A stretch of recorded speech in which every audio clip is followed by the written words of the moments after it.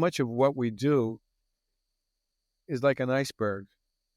The iceberg only shows us 10% of its mass above the ocean level, and the other 90% is hidden.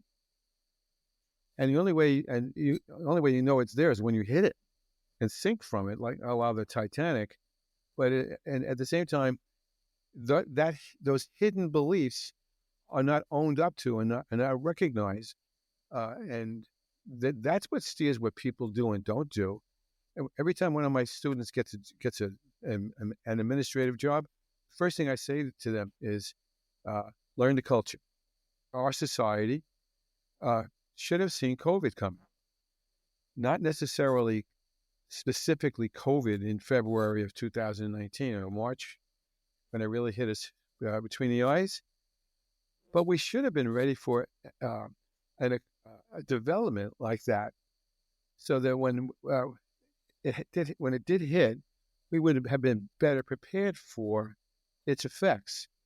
I was talking to a superintendent just before this was happening. I was going to do a consult to myself and to my colleagues in the district in a rather poor part of New York State. And I said to the superintendent, who happened to be one of my mentees in his dissertation, I said, "Are you ready for what's coming?" This is February. And I said, "Are you ready?" And he says, "For what?" And I said, "Pandemic is coming. You're going to be closing your schools." And he said, "We're not closing the schools. We're out in the boondocks. We're out in a rural part of New York. That's something that's going to happen in the cities, maybe, but it's certainly not going to happen out here." I said, "Listen to me. It's happening everywhere." Identify your general why.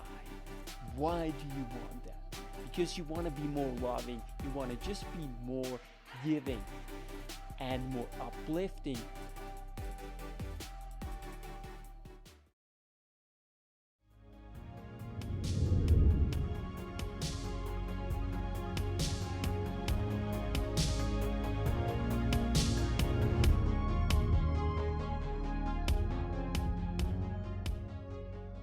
Welcome.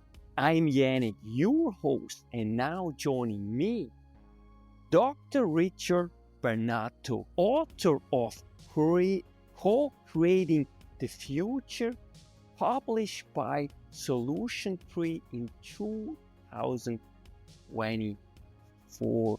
And now I'm so thrilled to have you here, Dr. Bernato, to discuss your beautifully written and important book in order to unlock the potential also for the future in our schools. Well, very, very pleased, extremely pleased to have an opportunity to share my points of view with you and help the audience hopefully recognize some issues and themes and some unique ways to really look at how education can shape and be reshaped and renewed to transform what it is we want to do. So this is a terrific opportunity. I'm very pleased to be able to share that with you, especially. And first and foremost, for our listeners and viewers, who is Richard Bernato in simply one sentence?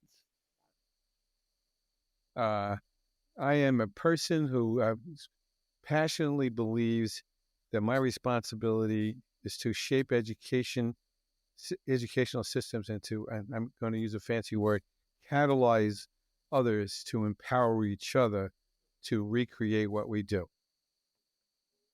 Thank you so much. And now let's dive into the book before we again go back a little bit to your biography, because you have so much to offer, and I want and I love to really get more out of you, really who you truly are.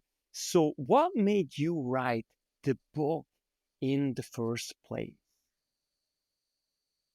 This is actually my fourth book, and all of them have been circling around the same premise of a word I think I created. I'm not sure if I did.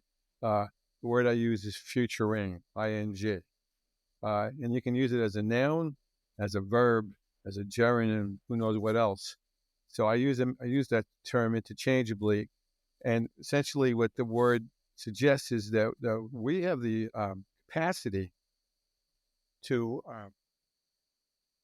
we have the capacity to forecast what we think is going to happen in terms of, in this case, specifically about educational development and systems. We can recreate that to more nearly meet the needs of the 21st century expectations, even expectations we aren't aware of. We can do that, except that we don't do it. We don't really do it very well. And the premise of futuring isn't foreign to anyone. Everything that we do is grounded in that. One author whom I cite in the book, Cecily Summers, points out that we are all futurists. When you put on your shoes in the morning, you're choosing whether your shoes match your socks or your outfit. And basically what you're thinking to yourself is that you want to, depending on the person, you want to present yourself to others to show that you don't have a color clash. The squirrel buries her acorns to grow in oak trees. Farmers retill their fields every year against the future that they know that they want. And and again, this is not an original thought. I got this from I believe his name was Edwin Cornish, who said when you talk about the future, there's 3 P's: what's possible, what's probable, and what's preferable. What educators need to figure out, according to how they realize their viewpoint of the future is, educators need to figure out most of anything is possible, but there are some events and ideas and occurrences that are going to be more probable. Now, once we sort out which we think is most probable, then we have to decide whether we want that to happen, whether it's our preferable future. And if there's a gap, as there often is, we would be obligated to figure out whether we want to adapt to whatever the probable future might be dictating to what we really want to happen, or if we want to just sort of totally go at the system to remake it and redo it. And I would, this is a stretch. I'm going to share this with you, and I can see people disagreeing with me about this. It's my opinion. I can give you an anecdote about that if it's okay. It's my opinion that our society should have seen COVID coming.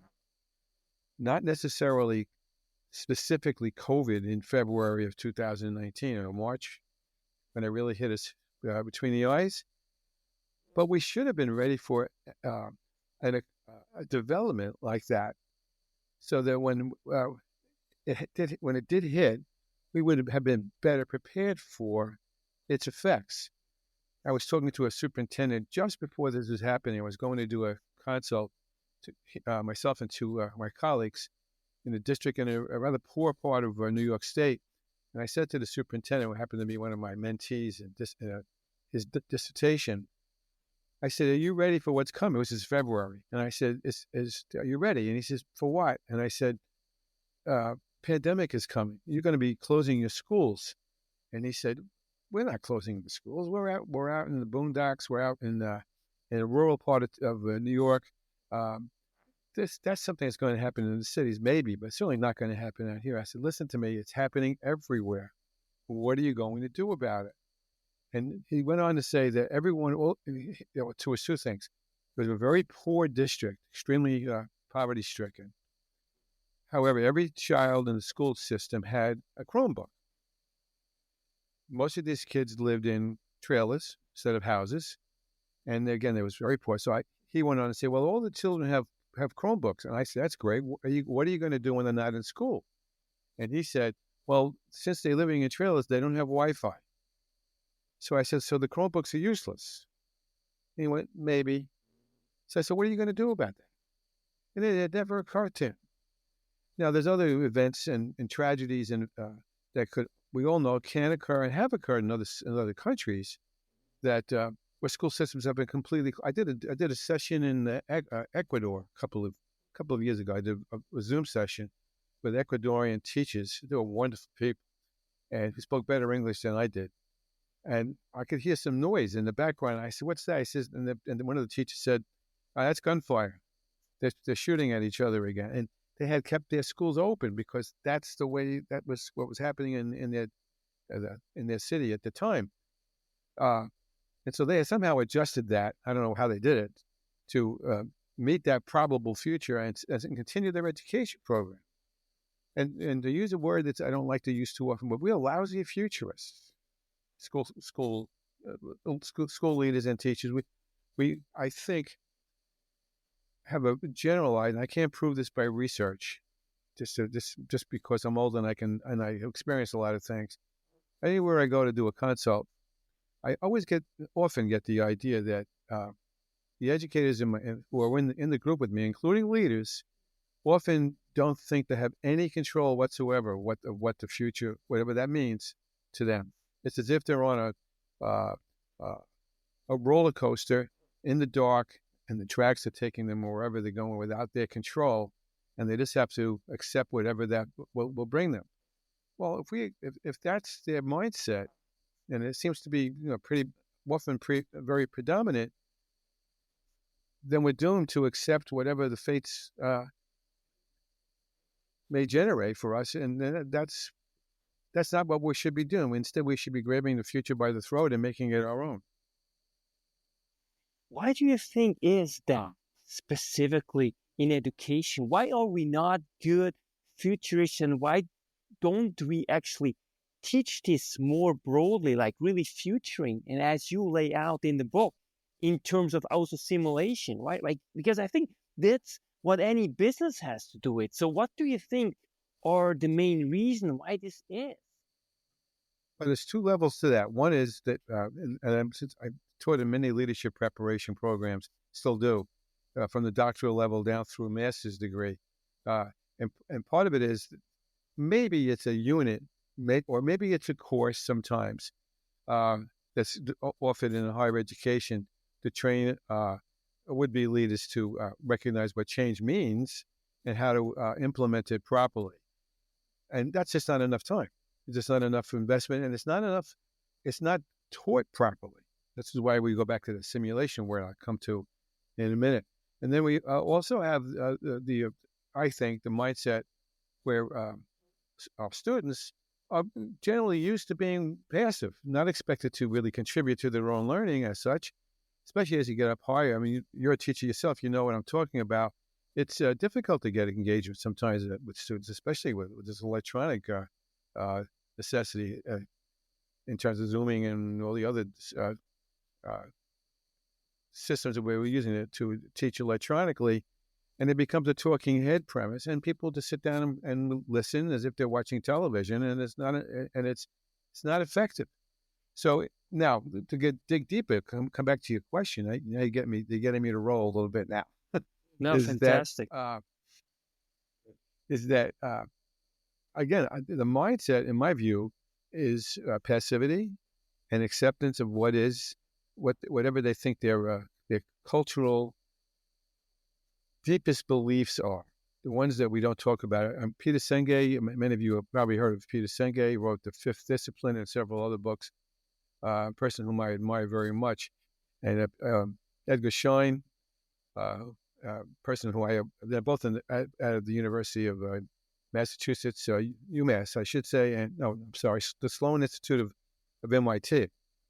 And there's, among other theorists from that particular institution, they point out that so much of what we do is like an iceberg. The iceberg only shows as 10% of its mass above the ocean level, and the other 90% is hidden. And the only way you know it's there is when you hit it and sink from it, like a la the Titanic. And at the same time, those hidden beliefs are not owned up to and not recognized, and that's what steers what people do and don't do. And every time one of my students gets an administrative job, first thing I say to them is, learn the culture. And I don't mean like who the kids are, whether they're from different ethnicity. I don't mean that. What I mean is learn the hidden beliefs that have generated how that school or school system has operated from time immemorial, for as long as it exists. And once you can bring those things to the surface, people began to realize I did session a couple of years ago with in a building, and one person wound up saying, they were having all kinds of academic problems, and one person wound up saying, "Well, the kids here don't want to learn." And everybody kind of gasped for a moment because it was such a foreign thing for people to say. But she hung with it. She said, "No, I don't think these kids are interested in learning." And she got taken to task on that. But in the end, there were several other people who silently had always believed that, and didn't think they really had to go the extra mile anymore to have these children want to learn, notwithstanding what they were confronted with in their home lives and their economic situations and so forth. And so that those hidden beliefs have to be grappled with. It's actually one of the first stages of the simulation that I wrote up in the book. If you want me to go to that, I'd be happy to go there. But in case unless you have some other questions that go with this. No, that's perfect. You know, you lay out so many important also techniques and actually how to implement this and how to walk through it with the whole leadership team, but also take into account like the politics beyond the school, right? All the stakeholders. So you really lay this out brilliantly, and you give really tangible, actionable steps for a school to implement and to be successful. Now, my question is this, that there's already so much going on, and you know this much better than I do, that there is a lot on teachers, administrators' plates, right? And so, how did you address the buy-in? What, where do you see the biggest challenges when you identified this critical piece that was missing? That we always see the iceberg, but we don't really see what's going on underneath, and therefore you came up with futuring, with simulation. And I'm just curious about the roadblocks that you have faced and still you're facing when it comes to, let's say, future administrators who come to you and want to implement that, but they somehow really hit hard on simply the fact that their people are not very receptive to actually do something like futuring, because it's not immediate, right? We all know people, teachers, administrators, they have a lot of their plates. It's a lot of paperwork as well to do. So how do you respond to this? Yeah, that's a great question. It's a complicated one. I'm not sure where to begin. I have found, and I use this word a lot, that once you immerse them, this might be a little too general. I have no problem you saying this is too general, Rich. Once you immerse them in the process of reflection, it will emerge organically. If I, as the facilitator or the catalyst of the simulation, for example, tell them what to think, some people will give you the nodded head and accept it, and others will silently just sort of retreat and drop out psychologically, if not actually. But the more one gets immersed in the process, I got a quick story about that too. Once you immerse them in the process, and you have to be patient about that. Many of these strategic planning sessions that so many administrators always take upon themselves, especially if they enter a new school district or school, is when everyone wants to do a strategic plan, and when they really should just wait on that until everyone becomes accustomed to each other, is the time element. You just have to make that time happen. Quick story: I did a strategic plan sessions in a, I'm not going to say the island, but it was a very, very tiny island off locally that had, I think, about 2,000 people who lived there year round. And maybe there was another during the summer. It was the billionaires would move in and take over half of the island. The people who lived there year round were people who, well, usually the servants and the caretakers who maintained the rich people's estates and so on until they came back. And they were the people who sent their children to the local school. And the local school was maybe only about 100, 120 students total from K all the way up through 12th grade. And I'd asked them to bring in artifacts that they thought represented their district, sort of like an Indiana Jones thing. And I didn't get that idea originally. That was from Edgar Schein. And so what happened was one man brought in a picture of a 6-foot lobster that he had caught skin diving off the island. And we spent 3 hours talking about that picture. The other people had brought in the pictures of students and bulletin boards and those sorts of things, all valid. But we spent 3 hours figuring out why he brought that in and what we thought it represented, what was beneath the surface of the ocean, literally, in a certain sense.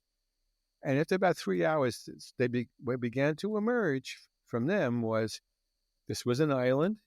The students who lived on the island and then we did add new things in typically would finish their, from what I can see, a pretty good education from kindergarten through senior year high school.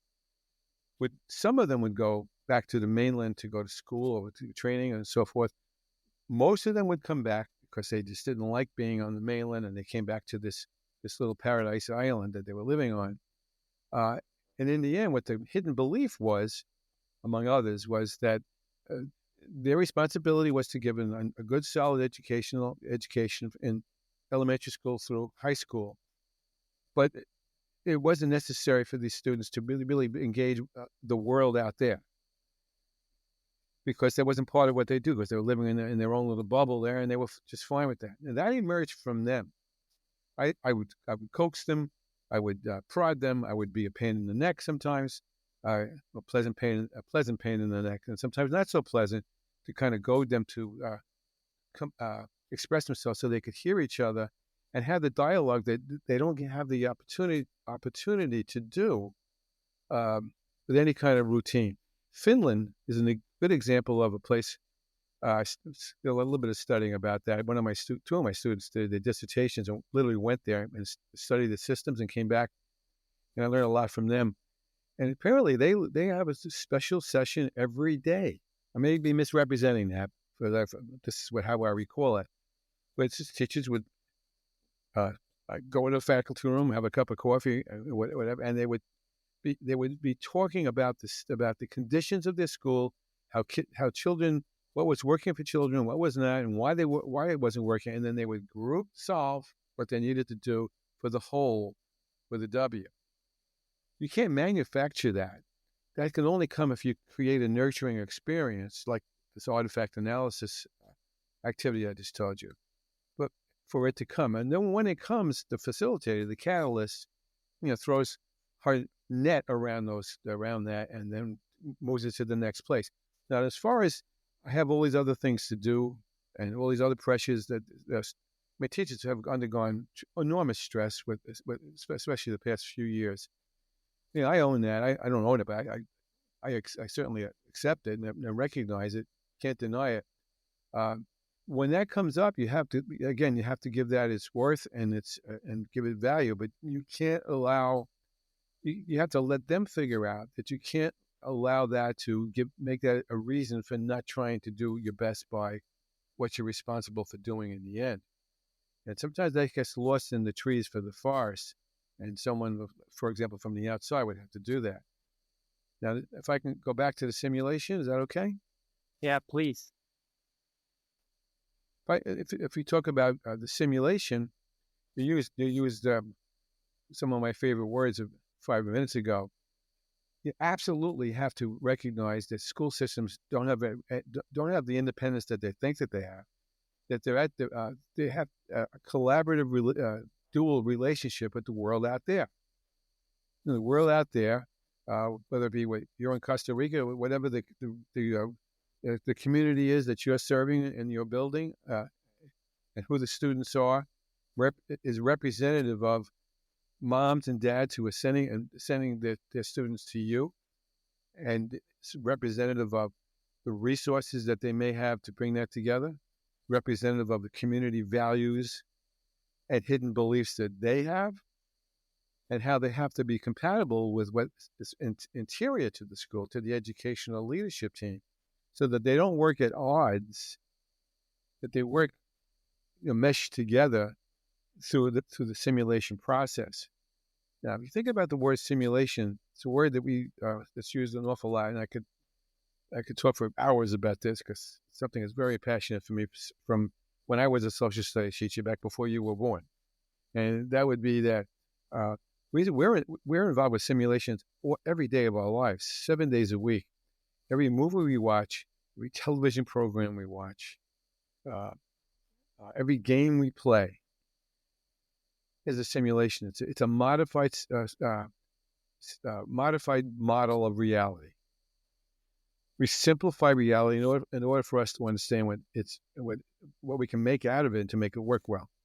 The Pentagon, United States military think tank, uh, uh, has all kinds of think tank groups who are futuring as we speak and simulating world war games.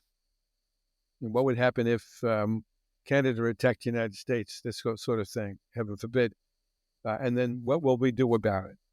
It's part of what they do, because what they're doing is they're taking a scenario, they're simplifying it, and then they're acting within it. So every model train someone had, and I hope I don't sound sexist, every doll that someone played with, every TV show that we're watching, or every toy we play with. If you go to Walt Disney World or a theme park and you go on Space Mountain, you're pretending you're going up a mountain. Those are all simulations of reality. Now, simulations and I've done quite a bit of research on it. That's why I wrote this book. Are not used in graduate programs and training programs. I did some. It's just there's some out there. One I kind of liked a little bit, but even that was a little one-dimensional. I thought simulations are not a training tool used, except perhaps when a would-be a student teacher or a would-be administrative intern, has a chance to learn from a cooperating administrator or teacher. It's about the closest thing they get to real experiences, and then we graduate them. We send them out into the world, work in that world out there, in school systems they may not even be familiar with, and then suddenly they have to figure out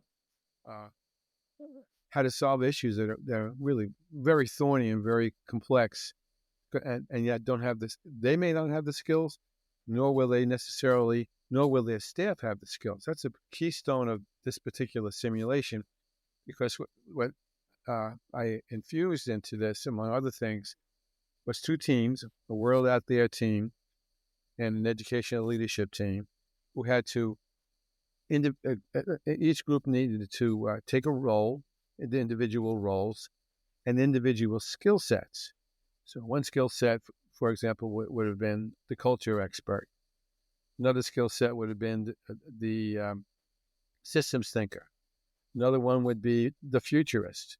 Another one would be the creative person. Another one would be the collaboration specialist in each team. So they were charged with different tasks to establish. Like one of them early on was, to come back to a question you asked a ways back, to create their purpose, to recognize what their purpose is. You can't recognize the purpose unless you gather a lot of information and burn it off and find out what's at the bottom of the test tube.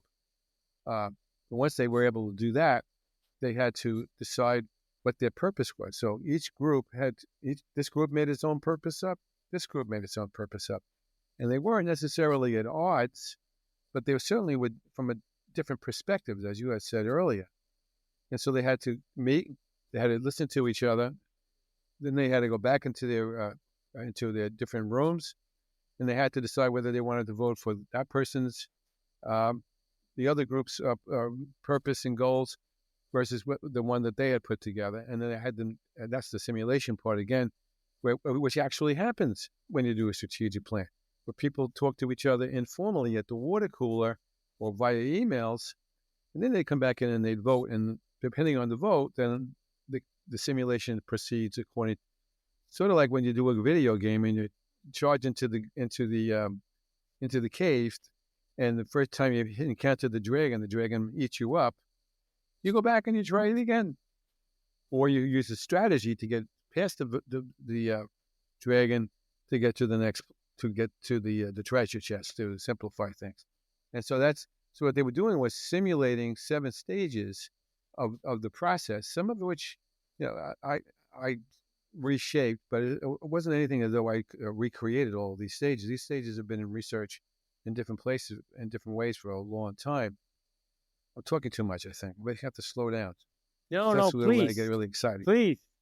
Uh, so when they finally get to the point where they come, and I'll stop here for a moment anyway, when they really begin to future for what their choices may actually mean in a simulated atmosphere, and then the leapfrog this, and I'll come back later on to leapfrog that, was when they finally get to a point where they recognize what the probable future is of the simulated world like we created for them. Then they have to decide whether they want to adapt to that or they want to transform away from it, which is a matter of second choice, obviously, is one of massive change rather than slow, incremental changes. By the way, the first 2-3 times I did this with administrators, with superintendents, none of the superintendents looked for transformative approaches. When we got to the end of this, I was flabbergasted. All they wanted to do was just to adapt slowly. And I said to myself, well, there's a lesson in that. Either they're very accepting of what their present state is, or they don't know how to get to a place where they're going to change their stakeholders to really look for new ways to realize. I'm going to stop there. I'm talking too much. Yeah, I really appreciate that, because to me it also shows something about really getting ultimately the culture right. Because as you said, it's very complex, and there is so many hidden beliefs, right? But I think what it also Yeah. does through this process, what you are suggesting in the book, really it clarifies. It really truly starts clarifying actually, what's our purpose and what's the status quo and what needs to be done potentially in order to go and face the future or not, right? I mean, you can be in denial or you can actually prepare accordingly, really, and take actionable steps. And I think it really helps overall the culture to develop this. And therefore, I really appreciate this book. And it does so many things because a lot of times there's so many unspoken things. And we all know schools, even though we might not think necessarily at first glance as a political place, are actually highly political places. And obviously, it's unavoidable, but it is a fact. And to really help going through, because ultimately we have to find some common ground whereupon we can all agree that we want the best for our children, our futures, so that we have and keep having a fruitful engagement as well in the future. So how do you see that in terms of culture? Because to me, really, if you apply this, actually, I think it's transformative also from a personal standpoint. Yeah, if you one of the first things I usually do is I'll ask all of the participants what they think the purpose of schooling is, and there's probably about 10 different choices that people could use. I'm talking from the United States culture for the moment, with all respect to people who maybe in another country. The first reason why we had public education in the what we call America now today, in the first colonies, was essentially to have students, to have children be able to read and write the Bible. That was it. That was it. It wasn't as though we wanted them to learn nuclear physics or anything like that. It was all a matter of being able to read the Bible, period. When you get up and you start looking at this historically, you see there's probably 6 or 7. I'll just rattle them off quickly. One is strictly to be able to read and write. Another one would be to create good citizens.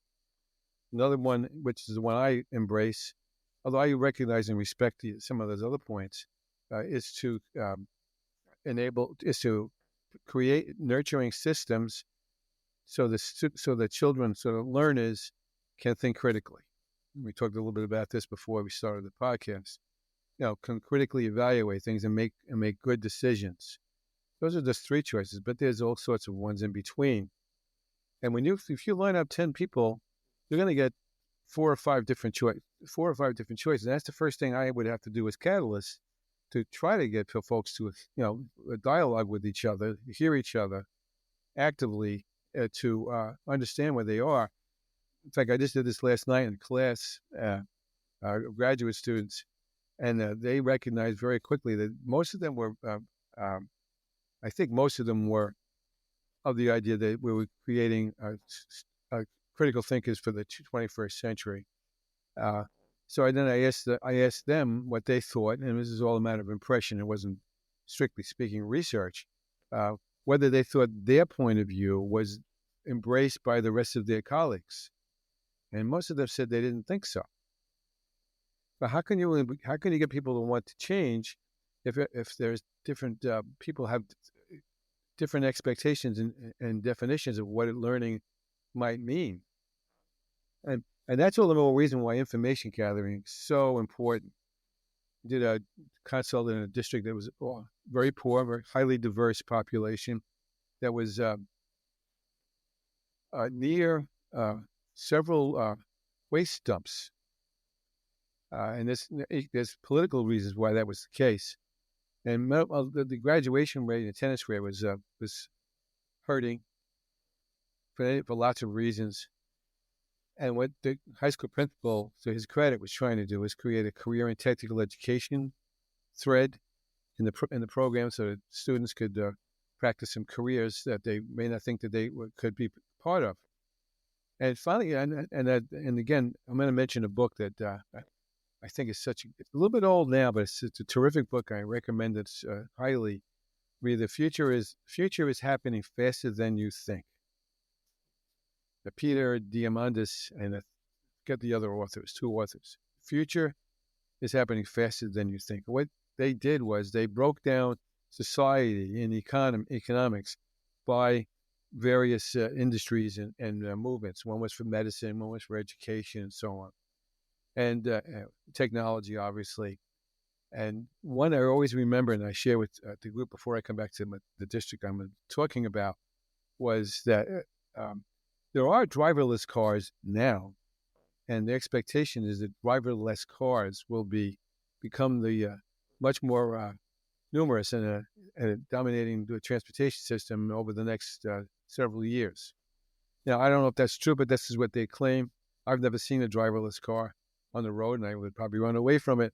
But we all know that most of the new cars have certain aspects of that now, and so the authors go on to say that if you took out, if everyone were, or most people were using driverless cars, you wouldn't need parking lots. Now follow the future. If you don't need, by the way, all the parking lots in the United States, if the sizes were all added together, equal the size of Delaware. So the entire state of Delaware, whatever the acreage is. Now, what would you do with that? That's a future need that we haven't necessarily figured out yet. Solar energy, I don't know, but there's other. What would you do? How would you transform to that?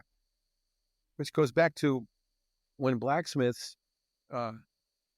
realized that the cars were coming 100 years ago. They had two choices. One would be to continue to be blacksmiths for the horses to pull the carts that were no longer needed, or they turn themselves into gas stations. To come back to my friends in this district I'm thinking about, that was kind of surrounded by these huge waste fills, landfills. I said, and I had read this someplace else. I forget where I read it. That many of these landfills are actually being left alone to decompose, so that we can use I don't know the right word, to share the compost and whatnot for different growing needs, which makes a lot of sense if you think about it. So much so that this article argued that we're going to need, and this is a quote, this is not something I made up, we're going to need worm engineers. Because earthworms, as most people know, would break down the organic elements and turn it into useful soil. So I said to the principal, I said, yeah, I said, I don't think you should start a career thread for worm engineering, but this probably something you could figure out to create a mini course to get some students interested in that, and they may want to take it to an ecological uh, degree or study when they finish high school. And he hasn't done it yet, but he told me he's interested in doing that. That's a matter of transforming what we do by way of realizing that the future is demanding more of us than we're giving.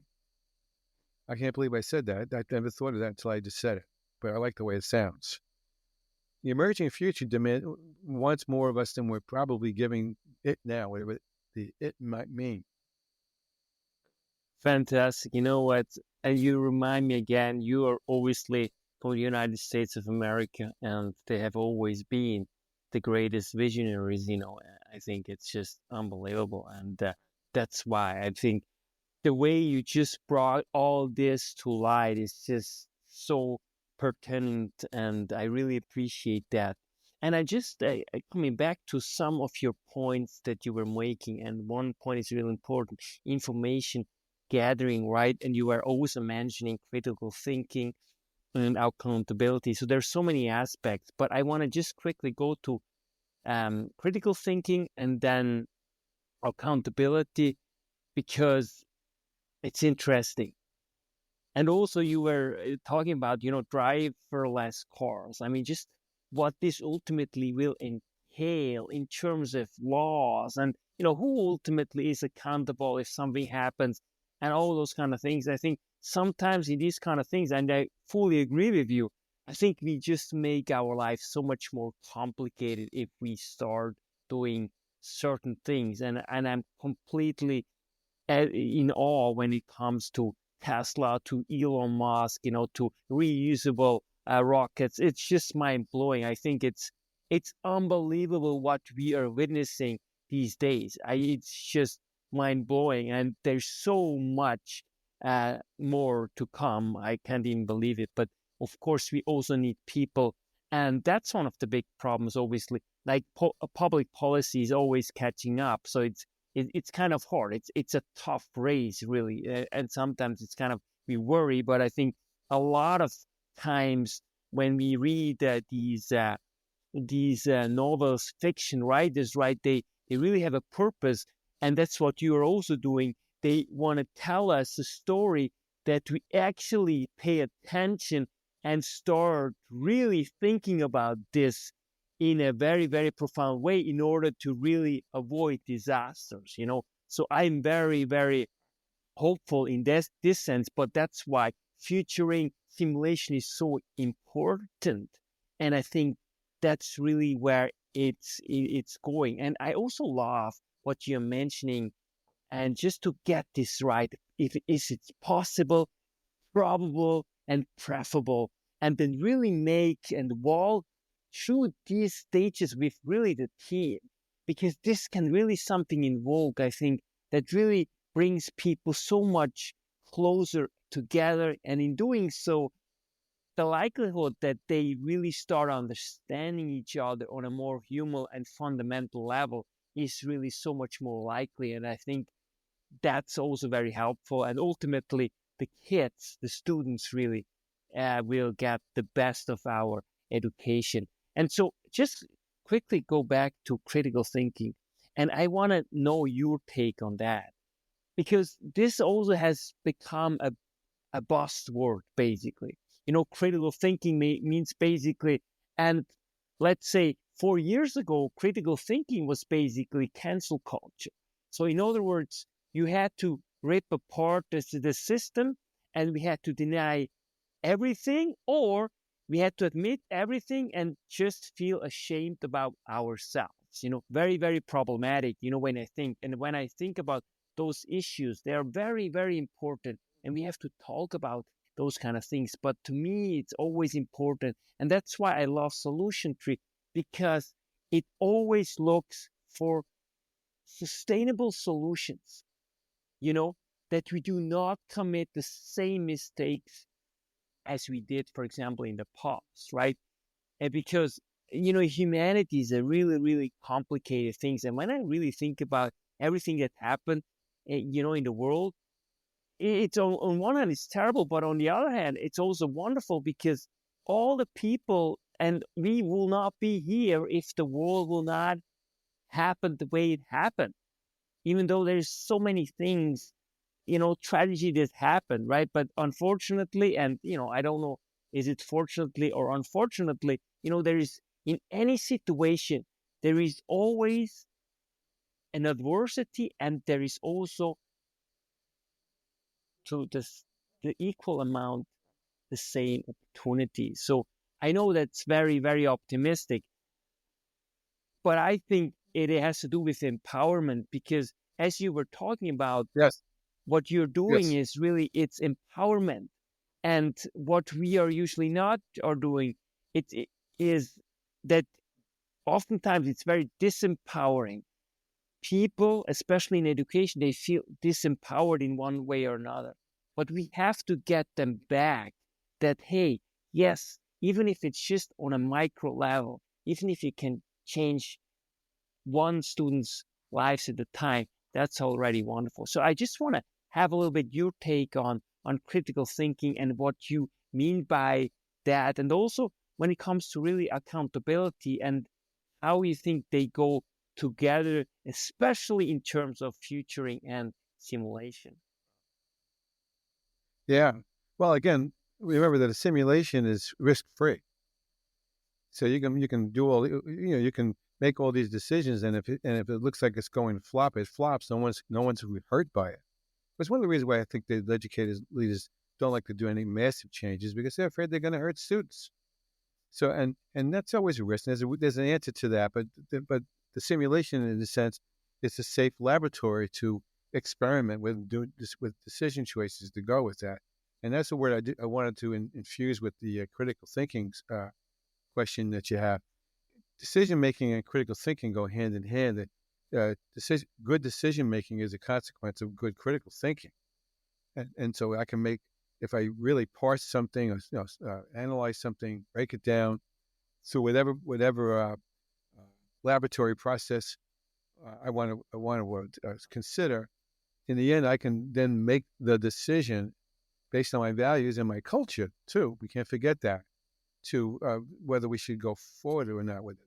The simulation uh, co-creating when I was going to call it alchemy because originally I was calling it alchemy because to me it was about transformation, but the title was became co-creating the future.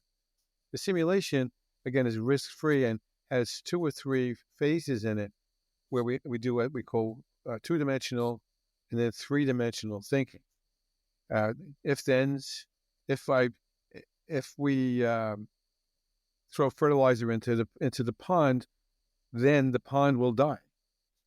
If we figure out another way to, or another kind of fertilizer, then the pond won't die, and whatever your preferable future might be. And then as you get more complex, you get to the bottom of that pond and see what ripple effects happen when you throw that rock all the way down and hits the surface, or rather the bottom of the pond, to see the consequences of things. And I think that probably answers your question about accountability. School systems haven't been, I'm generalizing, I know I'm generalizing. School systems typically haven't been, public school systems especially, haven't been terribly accountable because they're a monopoly. They've been created by the government to educate all children, not necessarily with clear purpose, but they've been created and funded by the government to do that.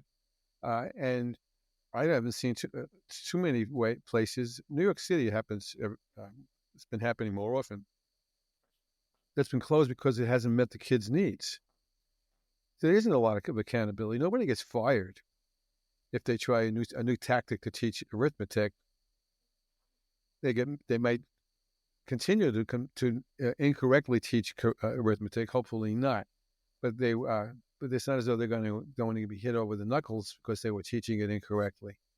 And so accountability in the public school systems is gray to me. which doesn't mean I'm arguing for charter schools or for homeschooling or private schools. It just means to say that and I'm not really that familiar with those types of schooling, except charter schools a little bit, and I haven't found that they're any better. If not, in many respects, they're so arbitrary and unilateral with how they approach things that they don't really impress me a whole heck of a lot. Anyway, so if we were to somehow, well, maybe accountability is another way to look at it. I like that. You're making me think now. If you're a social studies history teacher, I was. If you felt that your students couldn't give you the 3 reasons for the Civil War, would you I'm asking you rhetorically, only answer it out loud. Would you just march on and say, "Oh well, they don't know the 3 reasons for the Civil War"? Of course not. You go back and reteach it in a way that would meet the needs of the learning needs of the kids you're talking about. In mathematics, and especially social studies, not quite as much, or in English, but certainly in science and math, I think you can go for if they don't know how to multiply by 2 digits, and then you want them to multiply by 3. It's not going to happen because the spiral effect is dependent on what the learning was before that, and some teachers will just march on and skip over that and continue to pretend that the students will have learned what they needed to learn, but they may not have it, and it may not feel accountable to do that. So that's a matter of, you're a social studies teacher in your school in which you work now, holding yourself accountable. Whether your accountability, here's the magic word, I think. Upon reflection, teachers don't have an opportunity to do all that often, unless they force themselves to reflect on whether their actions align with what they think the purpose of the schooling is in the first place.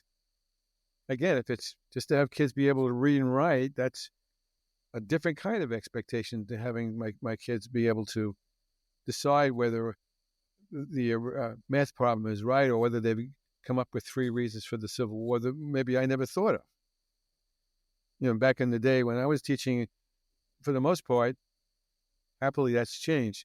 For the most part, you told students that Columbus discovered America in 1492. Now we know that's not true. We knew it then too, but we didn't really acknowledge it because a lot of the research has only accumulated in the past 10 or 20, 30 years. Now we'll say to students, here are the theories about how America was discovered. Let's figure out who or how, or what we mean by discover. Now we're talking about really parsing things, slicing and dicing them, and it doesn't matter whether the student ever knows who the different explorers were from whatever countries we're thinking about. It's matter that they've got the muscle of really looking at what's going on in their lives now, or what they think is going to happen down the line. Talk to students. You're a high school. You teach high school, I think you said. And having several grandchildren in high school now, I'm constantly amazed. They really haven't thought much further past 3 years from now about whether they're going to go to school, if they're going to go to school, and why they want to, what careers they want to take a look at. It's kind of and I'm sure it's a maturation issue to some extent, but it's also a matter of them not really having the exposure or the experiences to sift out what goes on. That's why I love teaching with simulations. I've been teaching with simulations since before you were born, and my own design, sometimes things I've purchased online, but all different kinds. And this particular book was first, well, I've been doing it for about 10 years, but it's the first one I have done for a leadership approach with schooling, because that's my most recent passion, is to get leaders to understand what they need to do to be catalysts. Yeah, I really love your work, and I think it's so important, and to just implement this and to really play this through this scenario, because really it's a simulation. You can't really hurt anyone, but you will also actually No, address some feelings versus facts, which is really about values, right? And I think that is one of the big things. I think that to clarify certain values, within a team, school, a culture, a district, is just so helpful. But unfortunately, also that to some extent, our culture has somehow, I don't know, it's almost like paralyzed that we don't somehow want to talk about it because, it can be kind of, can be lead us into hot waters, right? But I think it's so much needed to actually do this. And I also like what you said previously, really, this immersion experience, right? Because that's when we really can get something out. That's where focus comes from. That's where ultimately satisfaction also results, right? When we are immersed in something, when we ultimately forget time because we really do something that matters to us and really the culture as a whole. I just want to quickly touch on more general the curriculum and what you think and what your thoughts are in terms of how it should be changed, if at all, and if how, because there are basically two schools of thought. Some say, well, you know what, it's too political, or it's almost like propaganda because the government wants us to think a certain way. On the other hand, you have some people who say, like, no, that's important because it somehow, it levels equalizes the playing field, so everyone has to some extent the same information. Therefore, it's much more likely that we start understanding each other because we kind of start from common start. So how do you see that, when it comes also to futuring? Yeah, that's a complicated question. A great question. I hear it on two levels. So I'll give you I may miss what you're asking for. So yank me back if I don't connect back to what you're driving at.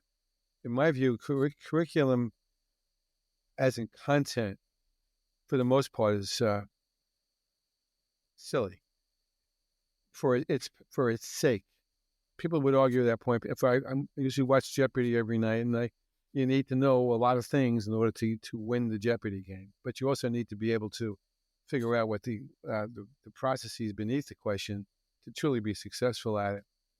So there's a book by Lawrence Kremens out of Columbia University. It's called The Process of Education, and that transformed me when I read it a long time ago, where he argues for the processes rather than the content. I may be overstating it a bit, probably am, but let's take social studies for example, but certainly math and science and English, they're all of them lend themselves obviously to critical thinking and creativity and decision making among the three skills that come to mind. When we talk about really teaching properly, we should be not teaching in silos. Instead we should be weaving the underneath of all curricula to support each other in terms of all the different kinds of thinking skill systems that are out there, so that they can lend themselves to pass the interdisciplinary surface level point deeper to the opportunities to think critically. Now, I missed your second part of that question. Oh, you were talking about uh, the presentation of material and whether teachers have I just taught this yesterday. The presentation of material or ideas, wherever it may come from. I just read today that 1/4 of the United States think that the world is flat. I don't know if that's a true fact, but that's what I read. Well, if that's the case, then we've missed the boat. We have failed how we teach uh, science, if nothing else. Um, and so, a teacher is obligated to do two things: to present information neutrally. It's immoral in a certain sense for a teacher to consciously press her or his opinions on her students at whatever age level, so they would think mirror what the teacher is thinking. That's just wrong. but a teacher is at the same time obligated to present a spectrum of material where the student can sort out and perceive what seems to be true for them, and that's a matter of maturation. If I'm teaching Goldilocks and the Three Bears in the first grade, I might say Goldilocks is guilty of breaking and entering the Three Bears' house. Should we put her on trial? And would she be guilty for breaking and entering the Three Bears' house? That's a great, and I've done that. It's fun to do, actually. And again, I didn't make that activity up. I read it someplace.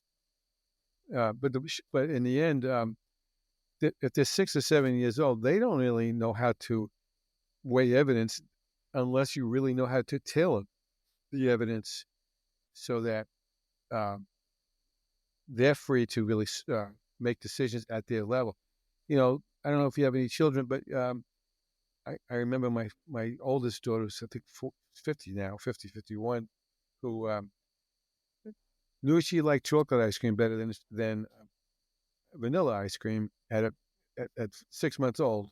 Because if you put a little ice cream cone for her to lick, she would always go to the chocolate one. She knew she could have make that choice because it tasted better to her than the vanilla one. But that's a matter of physical tasting, obviously. But if I were to ask a 10th grader to decide whether Hitler was a great man or not, now the question then drops down to, what does great mean? Do I include great as a moral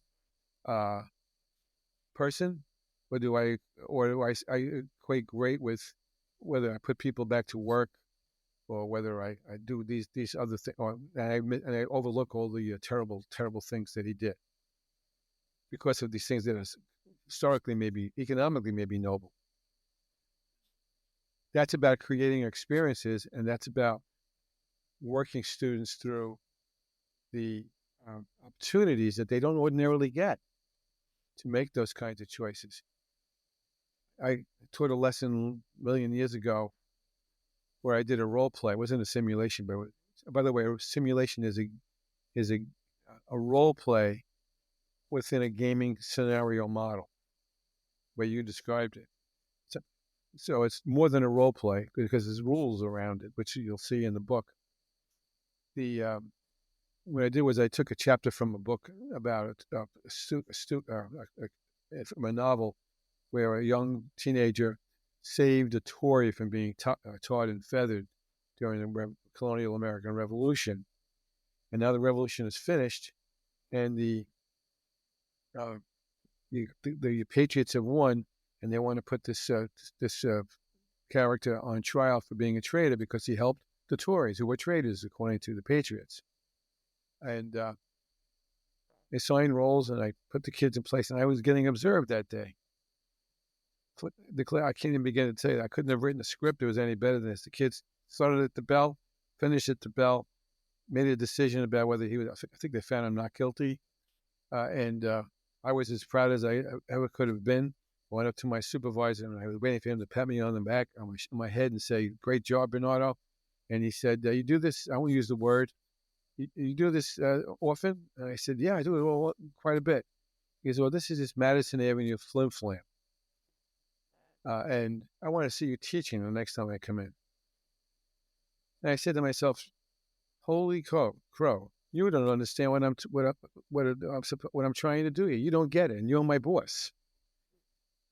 And if leadership still has an antiquated, narrow, slanted, corrupt view of what education is about, then we just perpetuate our mediocrity. Did I answer the question? Yeah, I know. No, really. Thank you so much.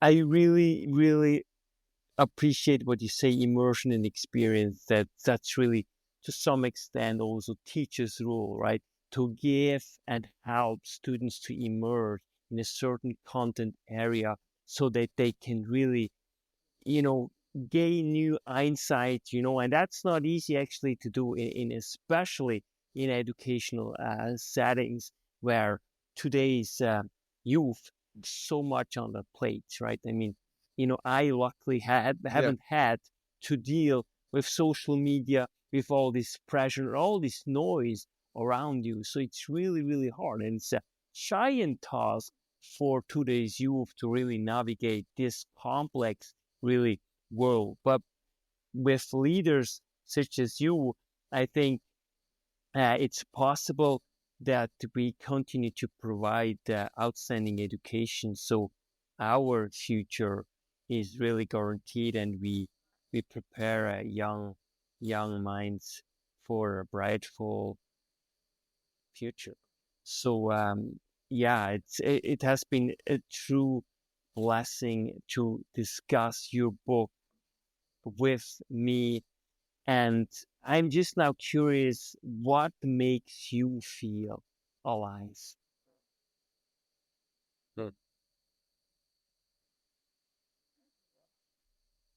Yesterday, last night I was teaching a class about change, and I couldn't drop them into the books specifically. There wasn't enough time where the curriculum is set up by my superiors. So I've given them bits and pieces of it, and they've been kind of I wouldn't call them passive, but they've been sort of wary of what I was trying to have them recognize. And when I began to drop them into some certain specific forecasting skills connected to the changes that they were trying to effect in their own buildings and school districts, I could see little lights going on. I was after I finished, I went back to my wife. I said, I think they finally drank the Kool-Aid, and so nothing pleases me more when I see, um, whoever it was who said that experience is the best teacher. They began to recognize that there were more possibilities and probabilities than they have ever recognized before, and that they have the power to empower themselves and other people to do that. That makes me as pleased as anything else I can think of, other than the health and happiness of my family. Dr. Rich Bernato, thank you so much for truly be a blessing to me and really the world. And I can't wait to really further this discussion with you and really engaging and keep engaging with your work. With this, with your permission, can I just add one more point? All right. Please. And this is, I don't know what I mean by this exactly, but a few things. Not that I'm thrilled when people buy the book. Okay, there's the book, although it's backwards on the screen. I'm thrilled when people buy, and even more thrilled when people use the book in increasing numbers. They are. You know what I would love to see, if folks wanted to reach out to me, maybe through you, maybe you could be part of it for that matter, where we could run an online co-creating simulation around the world or across the country, where we could participate in the different tasks associated with this, so we could all see how this is has great effect for what leaders could preferably be. This is a But I have to say, fantastic. I love that idea. I just hope if somebody wants to talk to me about it, just talk to Yannick, or send me an email, and we'll take it from there. Please, and most important, now go on solutiontree.com and buy a copy of Co-Creating the Future, because the future really is now. It's in your hand. Published by Solution Tree. So solutiontree.com, and then just click the link, search Co-Creating the Future, Dr. Richard Bernato. What a blessing and what an idea. I would love doing this, and I'm sure we get some folks on board. This has been a true blessing, and thank you so much, Dr. Rich Bernato, for your time and your wisdom. I'm very appreciative of the opportunity. I'm thrilled to meet you. Very thrilled to meet you, and look at the probable futures we may be able to generate together. And I reach out to anyone who sees this. So I'd be happy to answer questions, help them understand what this is about. Though the book is very self-contained. It has a lot of answers, questions you might maybe have considered. But clearly this podcast does a great service for folks, and I'm pleased to contribute to that. Dr. Rich Bernato. That's why knowledge matters.